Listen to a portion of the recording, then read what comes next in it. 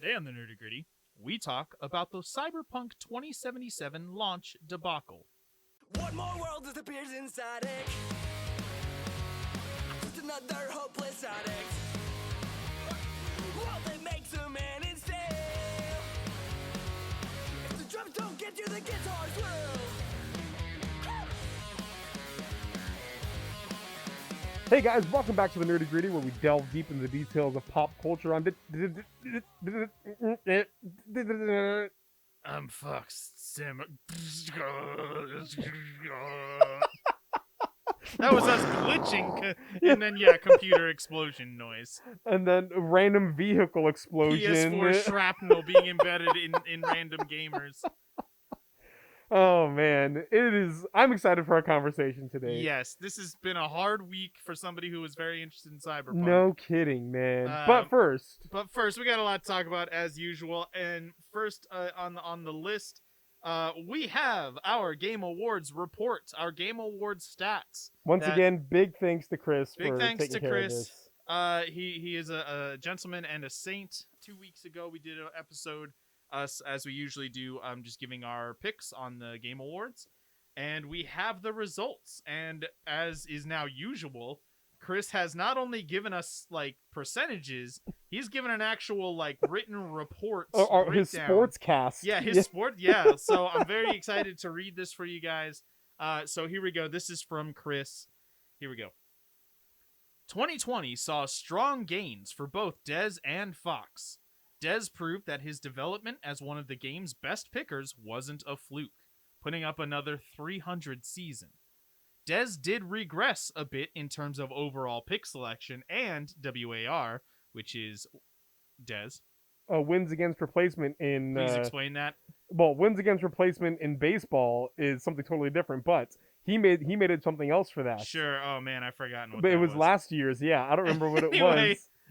You did regress a bit in terms of OPS and WAR. That's overall pick selection. Overall pick selection, OPS, yeah. Where it's in baseball, it's on base plus slugging, but He that's just not used what he's talking used the acronyms. yes. This was mostly due to the weighting of this year's categories and having some obvious winners, some of which I still can't believe you didn't pick. The Last of Us 2 for advances in accessibility. I mean, come on, guys. What So did there's that a little do? bit of personal Yeah, agenda no in there. kidding. I don't know what that did to make it more accessible than any other game. Here's the problem with us on getting on that category. We are privileged enough to not really have to worry about those. That's things. true. We generally can play the game as default, As is. stated, Yeah. as is played. So that's not something we generally look at, and maybe we should just start looking at that next Yeah, year. not Just a bad kind of idea. See those kind of things. That said, Fox surprised us all by exceeding his incredible 2018 performance, picking a whopping 367 and bringing his career total up to 350. That's pretty good. That is pretty good. Now, there have been allegations of using PEDs, pick-enhancing drugs, or betting on his picks, but none of that has been substantiated. Instead, Fox earns our highest honor, MVP, Most Valuable Picker, given to him by the Game Award writers across America, GAWAA. Esports continue... Gwa! Gwa! Gwa! That's how they say it. Esports continues to be a big hole in the game of both Fox and Dez, with Dez lucking into the somewhat obvious Shocks pick. Yeah. That was the best athlete. Obvi. I think it was best athlete. We don't. I have don't no even remember. idea. But yeah, and you did. We not know how to pronounce that, but it's Shocks, just spelled weird. Well, okay, all right. If Dez and Fox want to continue to pick at the highest levels, they'll have to refine their esports picking strategy, going back to the fundamentals. Late nights on Twitch, dropping salty towers, and feeding mid lane will all help them grasp a better understanding of esports. Here's what I will say on that. No. Nah, there's got to be I will some not. random chance in here. Outside of that, their game remains... Actually, no. With you saying no, then I could say no, but then also actually look at it. And If that means that you watch esports Fortnites and I don't, I'm 100% comfortable with that. Fair. That's fair. Outside of that, their game remains strong, especially around the basic categories: sports, action, adventure, strategy, etc. There was a regression in WPAR. Again, forget what that Yep. exactly means. We don't. Between Dez and Fox and industry experts. Oh, here we go. Average experts outpicked them on an average of 1 to 2 picks this year. Seems like The Last of Us 2 Gambit was a good picking strategy for many this year. So Yeah. we didn't give Last of Us Part 2 a blanket you win everything. Yes. But that's actually what happened. It won 7 categories. Here's what I do when I pick every year, and I should stop this. 100% I should stop Sure. this. And that is, whoever wins Game of the Year needs to be extra good to win in any other category.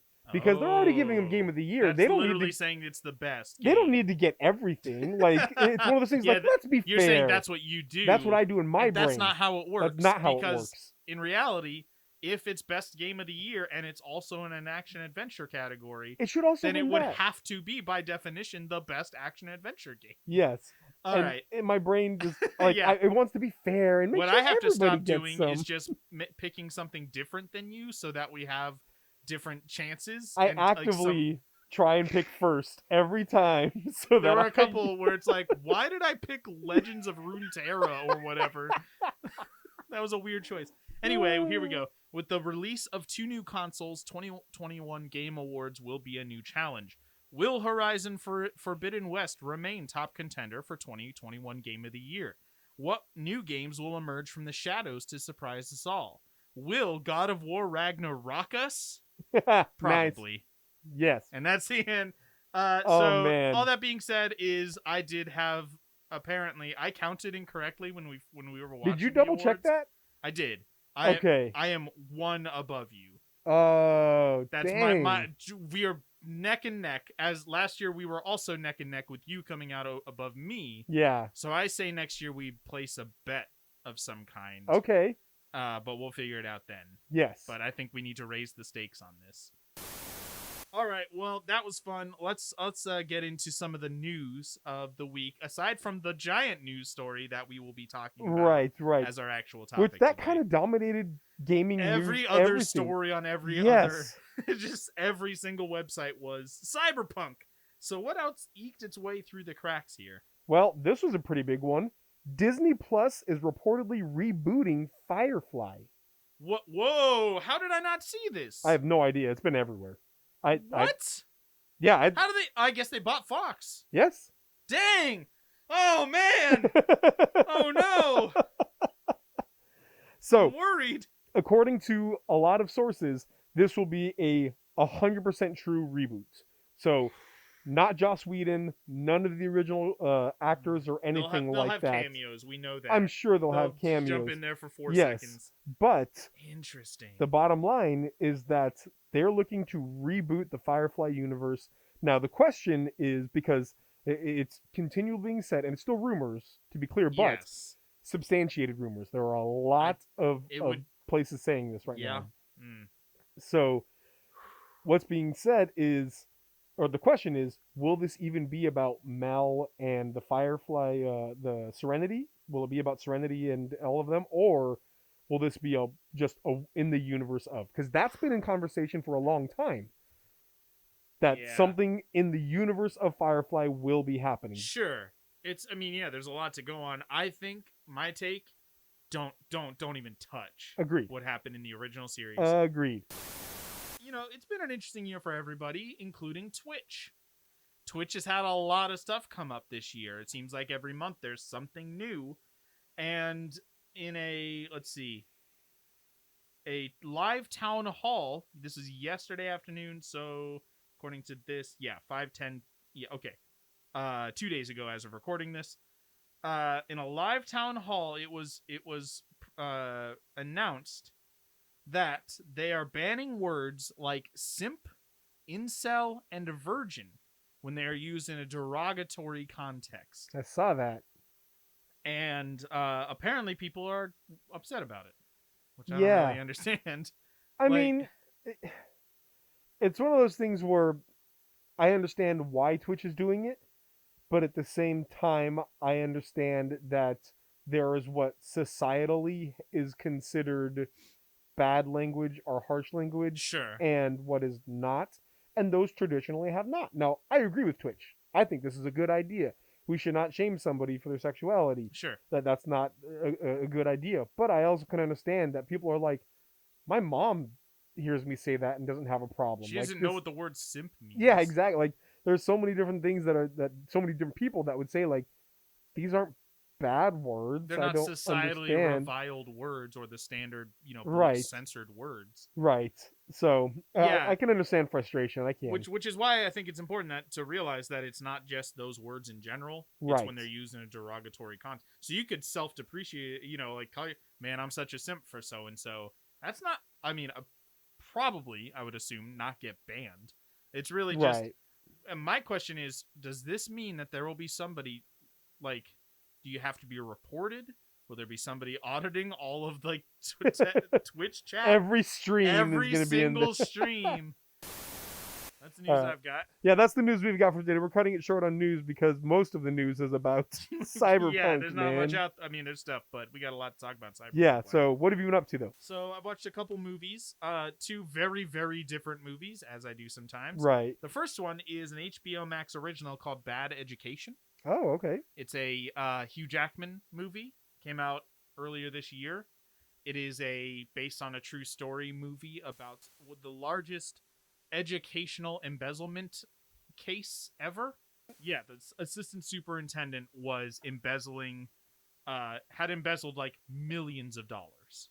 Jeez. Basically, just using it as a personal Man, fund. being fourth in the nation and also having the ability to embezzle millions of dollars really shows how when you have money, it can help an educational situation. Huh? Wow. I really wish they had talked about that a little bit more. But it was more about of a character study about Hugh Jackman's character, who was the word I just asked you about, but superintendent. The superintendent of the district. Hey, you okay, man? You've spaced on like 5 words today. I know. Not doing great. I feel like we're playing Mad Libs here. Oh, yep, it's that time of Jingle, year. jingle there. Okay. All right. Because most of the Christmas movies I watched were not more great. bad stuff. Just watch good ones. I man. did. I also watched good ones. Oh, okay. My point has been to watch. Okay, so here's the reality I'm finding out with Christmas movies. Are you ready? Yes. All the good ones came out. All the good ones came out 20 years ago. Nothing good has come out since then. Classic movie was Elf, I think. Yes. Classic Christmas. Very much so. Yes. So I've been trying to find Christmas movies I haven't seen before. Sure. Like, I've never seen this. There's a reason why you haven't seen them. So, okay. So I'm going to rattle off a couple here real quick. For example, I watched the Home Alone trilogy. Home Alone 1 and 2. Home Alone 1 and 2 are fantastic. You watched Home Alone 3? I think Home Alone 3, I'd never seen it before. Home Alone 3 should be a class in film school. Of what not to do? Of how badly things can go when you try to adapt a script. It is so clearly one thing that the production company took and said, hey, we can make this Home Alone. So it begins with this genuine like spy intrigue of this chip that can make missiles undetectable by any computers. What? It's called Home Alone 3? Yeah. Oh, yeah. Yep. Okay. All right. And there's this chip that can make missiles undetectable to any computers, and bad guys have stolen this, and they're trying to get this through customs to sell it to whatever bad country, and so they hide it in a remote control car. Mix up of bags, remote control car at the airport. Okay, sure. Remote control car ends up at not Kevin McAllister's house. Sure, that's his name. And he gets it. And now super spies, like bad guy super spies, are trying to break in. But here's the thing. They don't know which house in the neighborhood it is. They just know, we got the GPS in this neighborhood here. And so they establish very clearly how competent these people are. We're talking like constant surveillance, hacking house security, and like being able to hide from the cops, and like just how competent these super spies are. Then they get down to not Kevin McAllister's house, and then they slip in mud.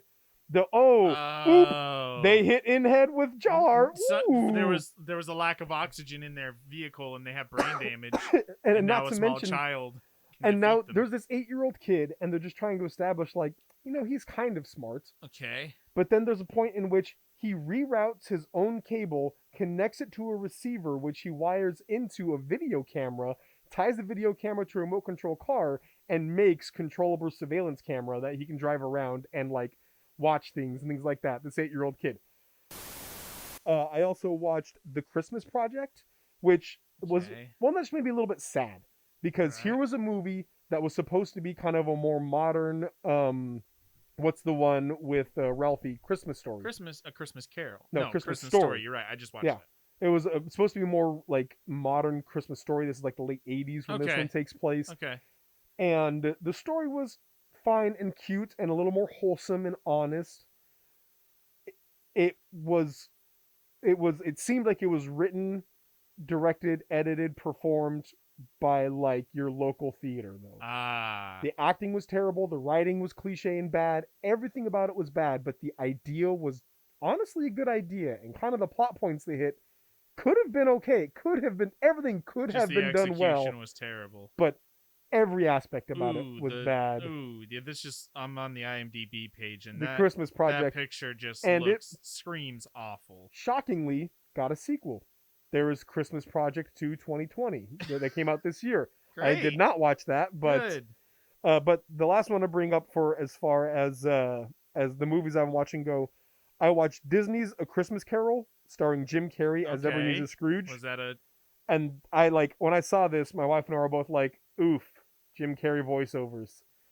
This ought to be interesting." Oh boy. I feel like that would be delightful. It was pretty good. Yeah. Like, it wasn't fantastic. He was Scrooge, right? He was Scrooge. Yeah. But he did not go, like, over the top. He wasn't Jim Carrey. No, he did it. Like, he honestly tried to act this. This was not a goofy Jim Carrey movie retelling. Sure, yeah. This was trying to be a pretty honest retelling of the Christmas story.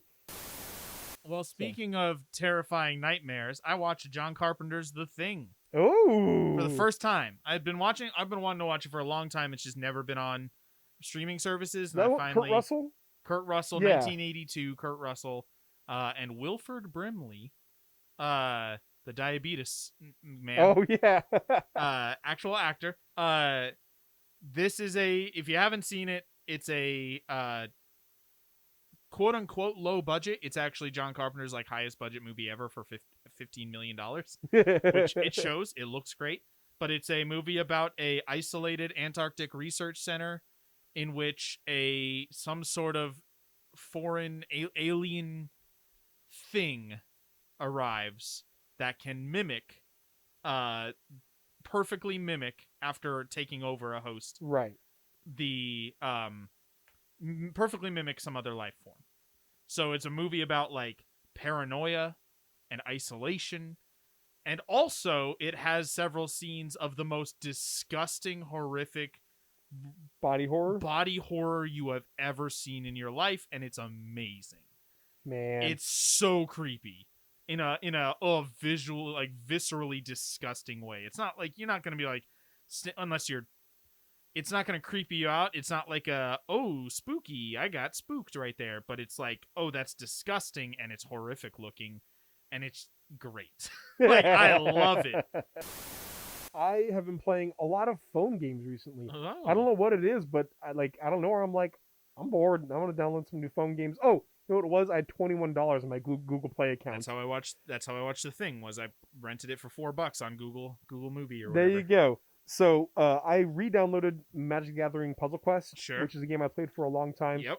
And I've discovered I played it for a little while and immediately uninstalled it because it has the exact problem that current not casual mobile games. No, I'm like not professional play, but like competitive. That's what I'm looking for. Oh, okay. Current competitive. Actual Magic the Gathering has, sure, and that is it is no longer a strategy game. It's a race game now. It's okay. how quickly, how fast you have an alpha deck. How fast can you get these? How fast can you get this perfect thing? And it's just a race. And then I found and downloaded Very Little Nightmares.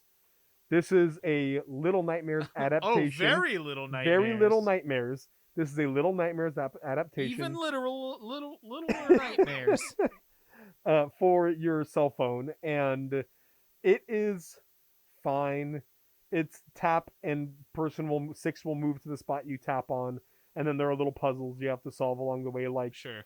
move to there and then wait for person to go by and then move again. That's kind of it. The touch isn't as sensitive as I'd like. There would be times that I'm like tapping, come on, like here, go, and things like that. So a little frustrating. It's fine. The last one though that I am now hooked on is called Card Thief. And Card Thief is a game where the idea is you are a thief who is invading a castle trying to rob it. And the way that you do this is there's a grid of 9 cards, and you have a 10 points of stealth. And every card that you move takes away some of that stealth, depending on if it's a guard or just a torch, or maybe it's just a door and that takes no stealth away. And there are different items you can use, and you're trying to get as much money as possible and rob the chest while not getting caught. I finally finished The Good Place. Oh yeah, TV show. The 4th season came out on Netflix or Hulu or something, and we finished it. And that show is very unique. This one was very different. Had a beginning, middle, and end. And it definitely seemed like they started from the beginning. Maybe not with every single detail in place, but knowing that this is not something that can go on forever. There's an actual plot here that we want to get to the end of. And have you seen this at all? Have you seen The Good Place? I watched most of the first 3 seasons. My wife really likes it. Okay. It was never really just clicked for me. Gotcha. But I was always happy to watch it when my wife was watching it. So Yeah. I got the gist of the first 3 seasons. Sure. It's a show that is funny. The Yeah. characters are very funny, very funny. Kristen Bell is very funny. Ted Danson is a great character. Yeah, he is. But it also is a very the premise of the show is that 4 people show up after they die in the good place. That's all I'm going to tell you, because basically the plot just shifts wildly back and forth. Yeah. There are wild plot twists every couple episodes, and later in this series, even every episode, something new is just changing the entire direction of what's going on. And I can understand why it might not be as popular, because it's not as just sit back and enjoy the funny. Yeah. You should pay attention to really get at it. But it also has a lot of talk about right and wrong, philosophical ramifications of our actions. It talks a lot about morality, ethics, personal growth. Yeah, all of those things are heavy themes. There's a huge idea in the movie in the show about can we actually do good in such a complicated, interconnected world? Well, that's all I got. That's all I've got. All right. Well, then, as I'm looking at my notes here, yeah, it's time to get into the nitty gritty. Oh, we're doing that this week? No, we're doing that this week. Cool. Here All we right. go. I'm excited.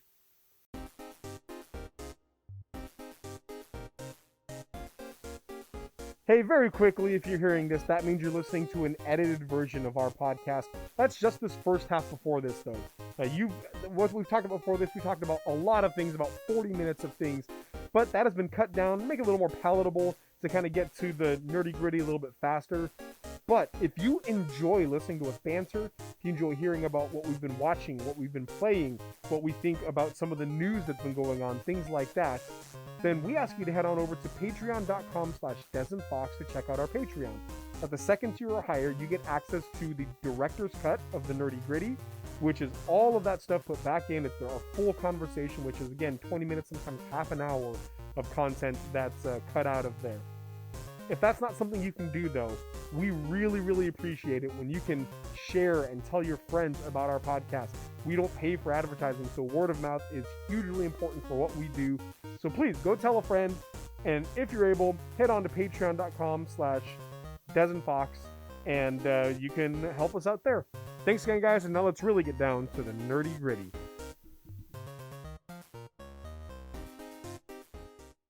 Cyberpunk 2077 recently dropped. About the ball. dropped a lot of things. Actually, a week ago. It was last Thursday, so about a week ago as of recording this. And let's just say there's been a few news stories, been a few developments. One or two, yeah, a couple in the of things have Cyberpunk happened, saga. This was one of the most anticipated games of the year for sure. Easily, yes. Let's just say, yeah, people are not super happy about its state. You state of yourself the game. have been talking about it for years. I have been very excited, Yeah. mostly because it's CD Projekt Red, Right, who, right. if I'm not mistaken, this is literally their first non-Witcher game they've ever made.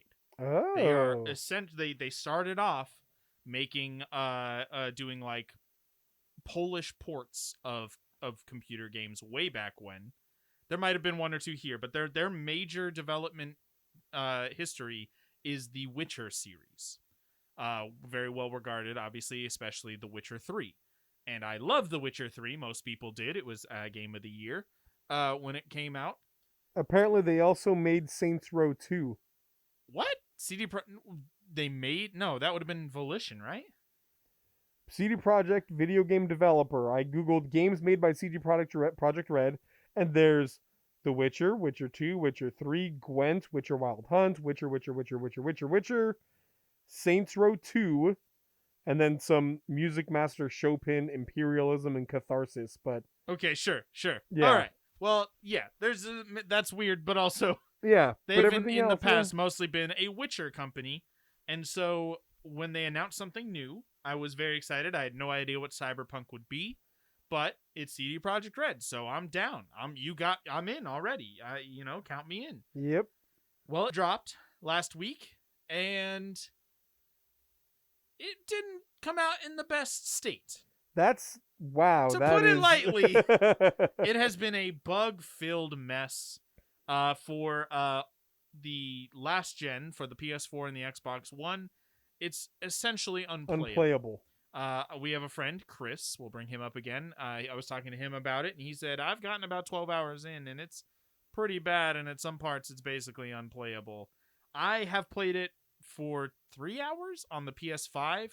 It's been fine. There's been some bugs, but nothing breaking. But that's also because it's PS5. Yes. They've clearly gave it a little more attention on the new generation. So what we want to talk about today is, there are a lot of we things don't we want want to just talk sit about. here and dunk on it because that's being done already. Right. We can talk about, hey, you done messed up and here's why. But what I think one of the questions we want to answer that might kind of culminate this conversation is there's been talk of and actually happening refunds being given out for this game. Yep. And what we want to talk about is asking for a refund for this game justified. People are giving it out. The companies themselves are giving it out. But should we expect to be refunded even if the game is not up to our standard of quality? I think is something we want to talk about. But we'll talk about just kind of the entire thing in general. Yeah, because the reality is there are things we could talk about, but at the same time, like Fox and I were saying before, articles have been dropping constantly about all kinds of different things going on. Yes. And so there are so many different subjects that we could hit on. So we're going to kind of be touching on a little different things with the theme of the bugs and everything going throughout it. But we're going to hit a lot of different aspects of this as we're having this conversation. But to begin the conversation, is this okay to ask for a refund on? Or maybe the question I want to ask you is more specifically, at what point is it okay to ask for a refund? Because for some people, it's unplayable. You can't. Right. It's just, it's not functioning properly. Start the program, but it's basically unplayable in its actual state. But for other people, I mean, maybe the fidelity isn't as great. For me, yeah. The whole idea of Kent is asking for a refund justified is definitely, there's not a blanket yes or no specifically for this game. Right. Now, things like Steam does refunds with certain parameters for anything. Right. So that's not even a question of justified. It's just, did you fall under the right, played less than 2 hours, I believe, is the and within 2 weeks of buying it. For this, it's a pretty subjective question. I would not be justified by my standard if I asked for my copy is a PS4 copy, but it's playing on a PS5 and it's fine. It's got the bugs that I would expect in a game like this. That being like just little small things that I notice and that are kind of funny, but nothing that's breaking my experience or in any way altering it. But man, when it comes to should you ask for a refund? I want to say no. I want to say know there's always an ounce of risk involved in buying a video game. When it comes to asking for a refund, I think you are best justified when the production company, the developer, actively lied to you about what's in the game.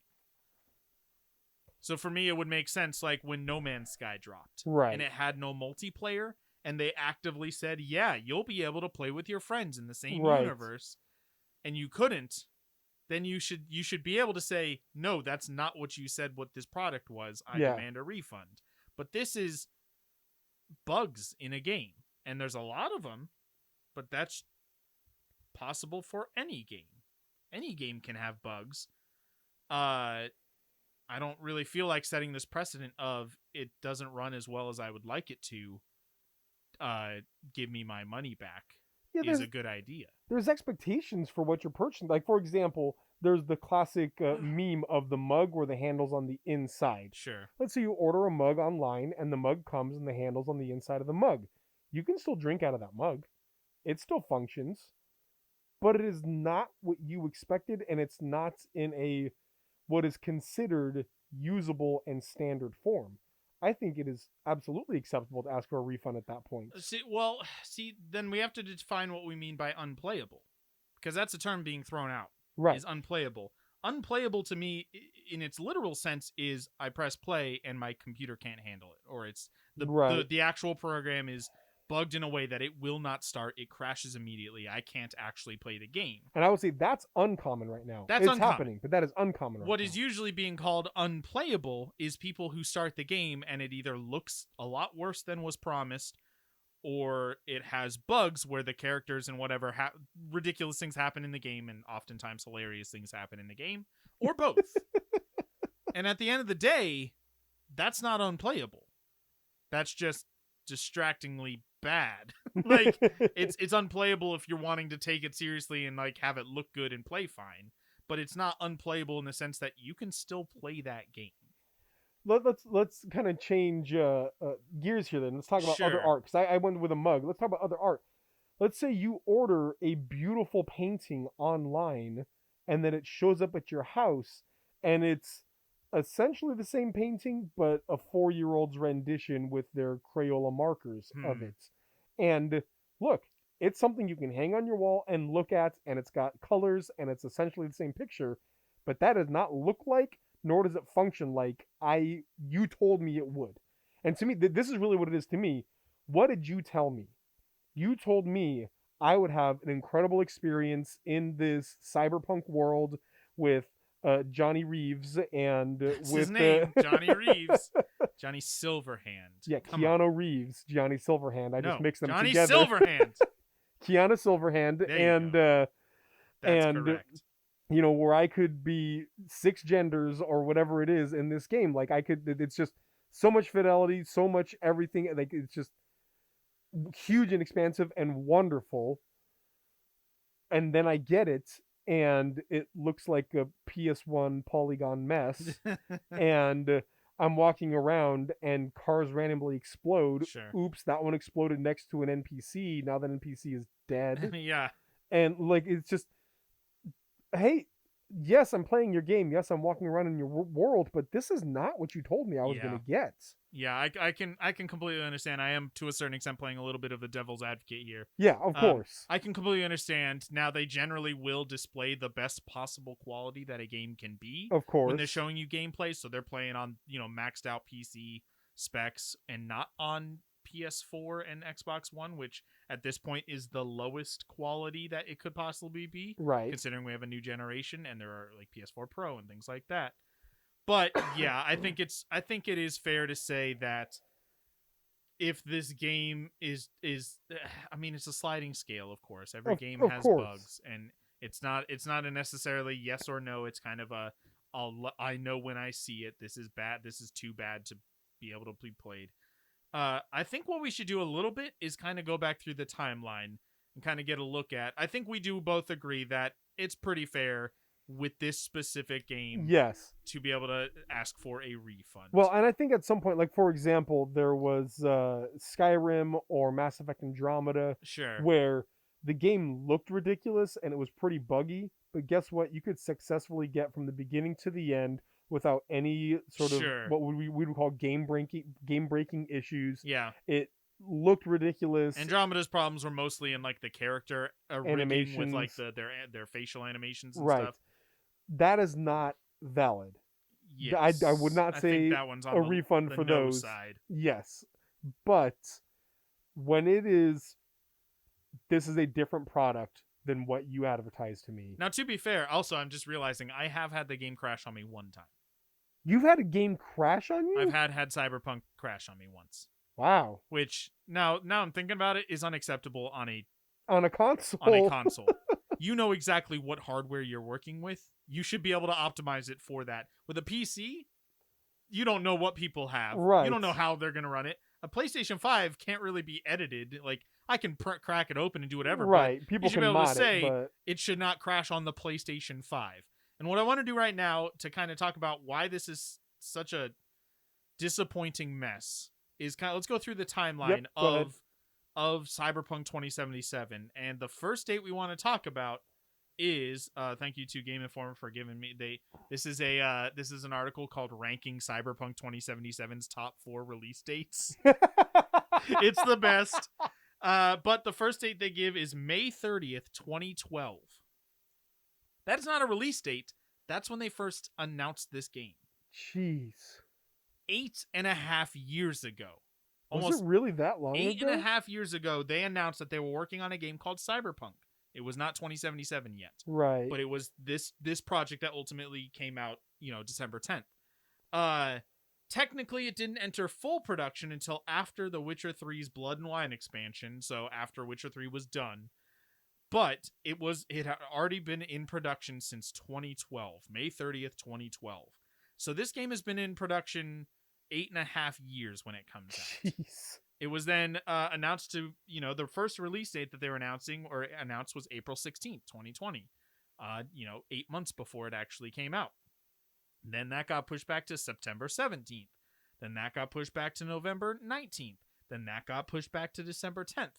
All this while, there were reports that came out that they had entered crunch mode, forced overtime, longer hours, things like that, when they had explicitly said, we will never do that again. That was a company announcement. Yes. We're not doing this anymore. And then they said, well, hey, we lied. And so then they went into crunch. And then it finally dropped December 10th, a full 8.5 years after it was announced and after its 4th specific release date. And it came out in this fashion. Yep. And I think that's why aside from just the basic of I can't play this game without it being terrible. Like that is definitely a problem, but part of me, my major disappointment is, guys, what did you do?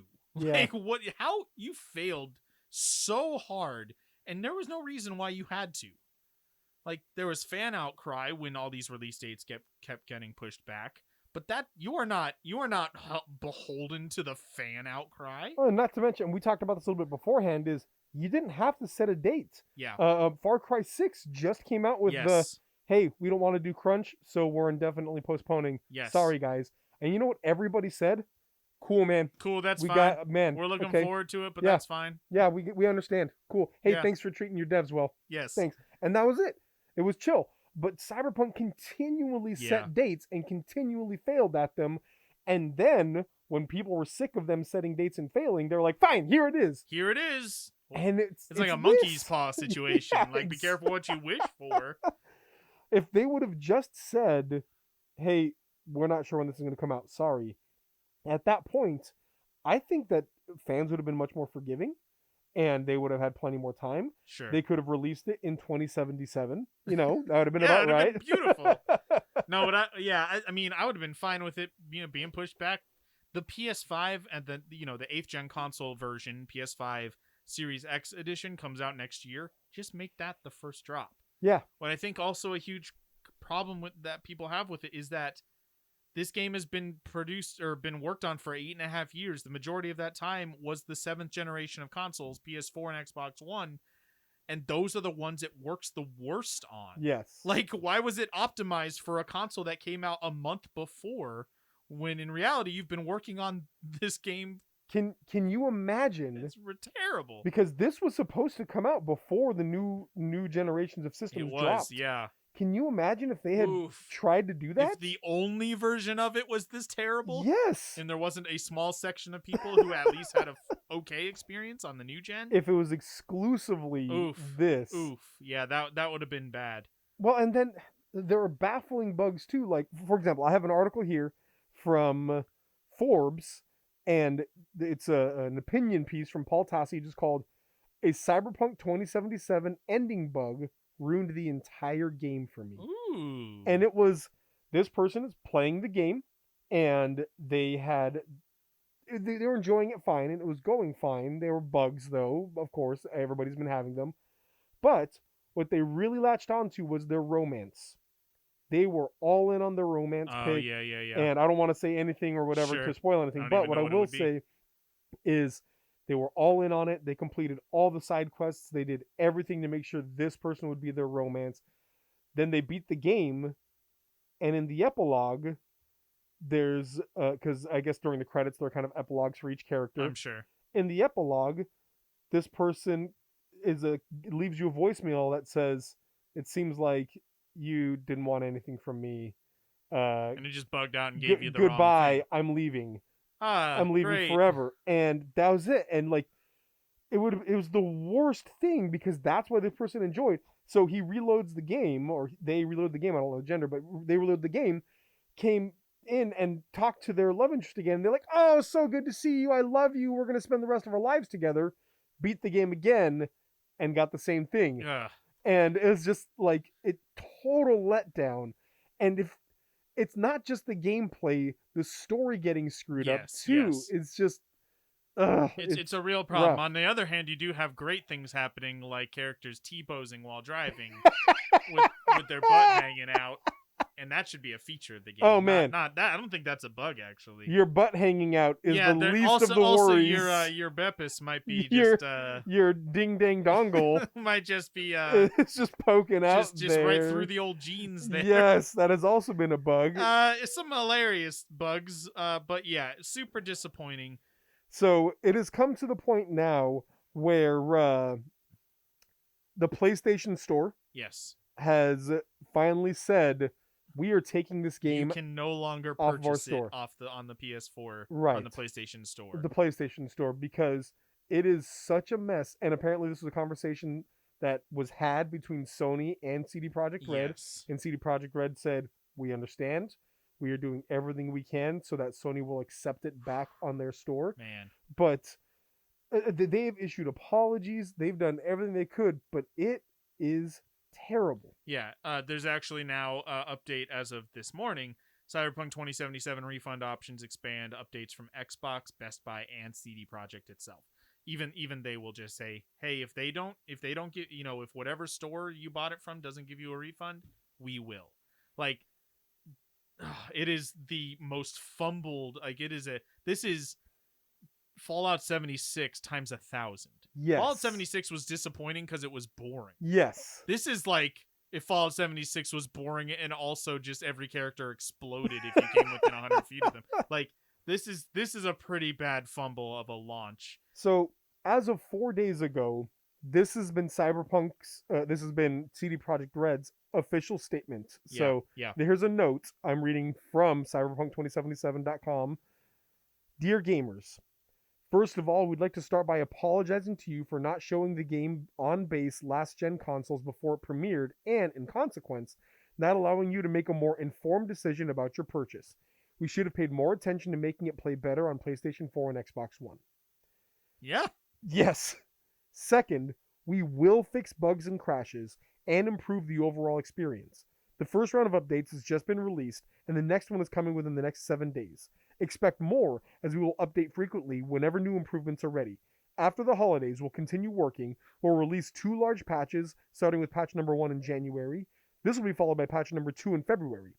Together, these should fix most of the problems gamers are facing on last-gen consoles. We will be informing you about the contents of each patch ahead of their release. They won't make the game on last-gen look like it's running for high-spec PC or next-gen console, but it will be closer than what the experience is now, which is you will be able to play it. You'll be able to play it. Finally, we would always like everyone who buys our games to be satisfied with their purchase. We would appreciate it if you would give us a chance, but if you are not pleased with the game on your console and do not want to wait for updates, you can opt to refund your copy. For copies purchased digitally, please use the refund system of PSN or Xbox respectively. For boxed versions, please first try to get a refund at the store you bought the game. Should this not be possible, please contact us and we'll do our best to help you. Starting from today, you can contact us for a week up until December 21st. Huh. Humbly, and then it's the guys from CD Projekt Red. So after reading that and after thinking about that, here's my question to you. Sure. What can they do to redeem themselves? What do they do now to get back in the good graces? What do they do now? Because on top of this, my very first thought is it's already, like 150 gigs, 200 gigs?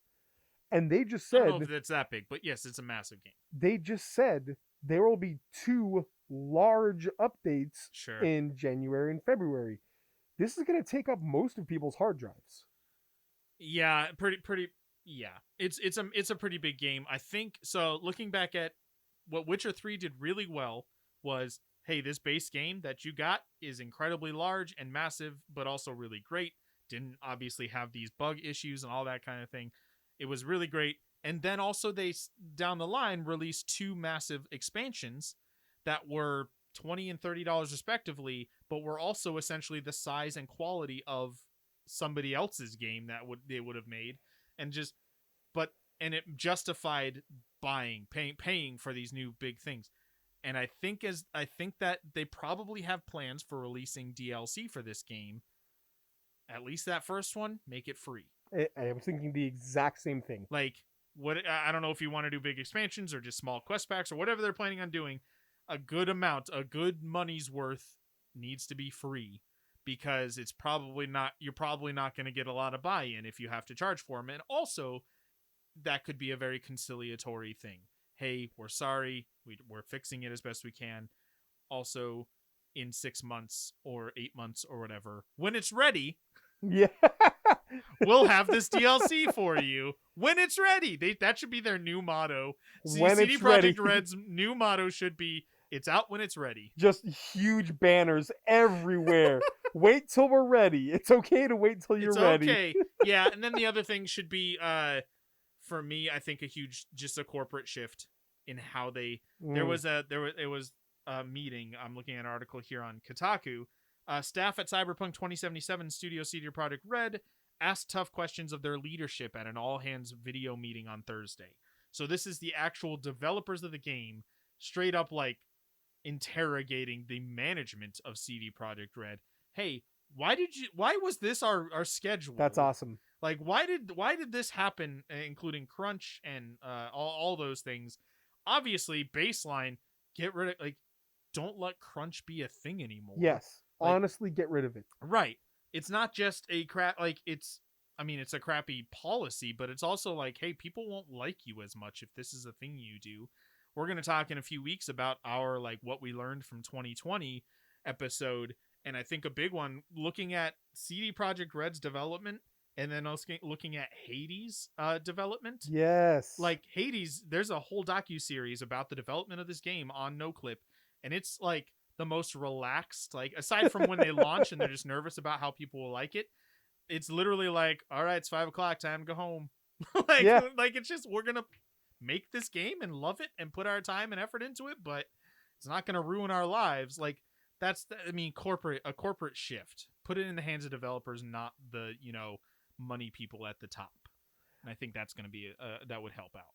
That first idea of releasing the first big DLC for free, I think would be a huge win-win for everybody, because at that point, anybody who bounced off of it because of frustrations, Sure. because of glitches or whatever else, it's been a long while. You will have, gee guys, I sure hope, fingers crossed, fixed the problems before you release the DLC for your game. Yeah. But at that point, those people who bounced off, they have a reason to come back, as well as those who have been playing have a reason to keep playing. Right. And so you're getting all these fans back, but then you're able, so you're getting people back that were mad at you before, but now they're interested in coming back. On top of that, you have this opportunity to say, hey, this would normally be something we would charge you $20, $30 for.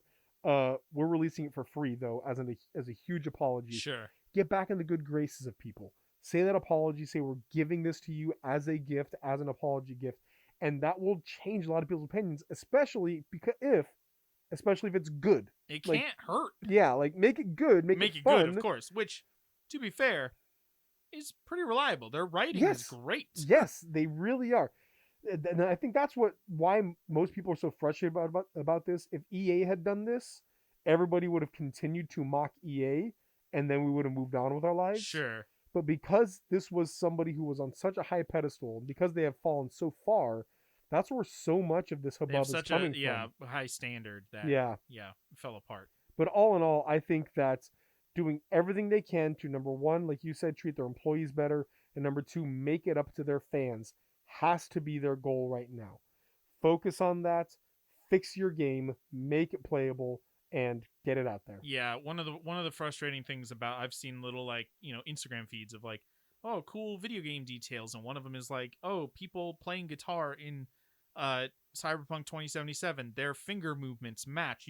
They are playing it correctly.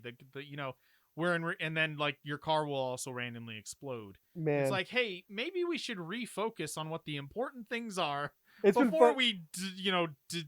put the details of a guitar on our Discord. By the way, for the lowest tier on our Patreon, you can get access to our Discord. Yeah, please. But on our Discord, people have been sharing glitches, videos, memes, and I love them.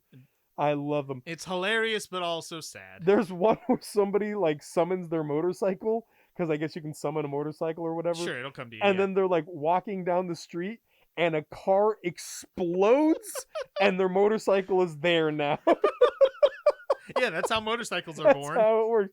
There's another Did your parents one not tell you about the birds and the bees when it comes to motorcycles? There's somebody where like somebody's walking around and they turn around and the place is now empty. There's not a single human being there. And they look around all like, everybody's just gone. Where did everybody go? They turn around and then they turn back around and everybody's just back now. So weird. Oh man, it's great, but also terrible. Oh man. Well, that's what we have for today. Thank you guys so much for listening. Let us know what you think about just the debacle that has been the Cyberpunk launch. Let us know what you think about CD Projekt Red and kind of their practices. And let us know what you thought about what we said. Thank you again for listening. Thank you to Granger for the use of our theme song, All My Friends Have Not... Let's try that again. Yeah, sure. All My Friends Have Wi-Fi, and so do some of my neighbors, off of the album... Nope, not quite, but close enough. Yeah. All My Friends Have Wi-Fi, and so do some of my neighbors. Nope, that's not it. I've been saying it wrong for a long time. Oh, really? Yes. I remember I said last week I went and I was listening to the album again. I kept listening to it, and that song came up, and I'm like, oh, crap! Oh, crap! Sorry, Luke and Tori. We're so sorry, Granger. Sorry, guys. See, now and I'm, Hunter. Now I'm... sorry. Now I'm doubting myself You're looking again. It up again. All my friends have Wi-Fi.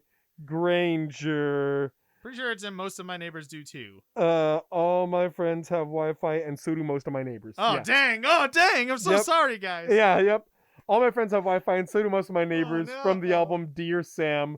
Look, if you went to Dear Sam and you got to All My Friends Have Wi-Fi, you found it. You found it. It's a long time. Fine. But, yeah, no, okay.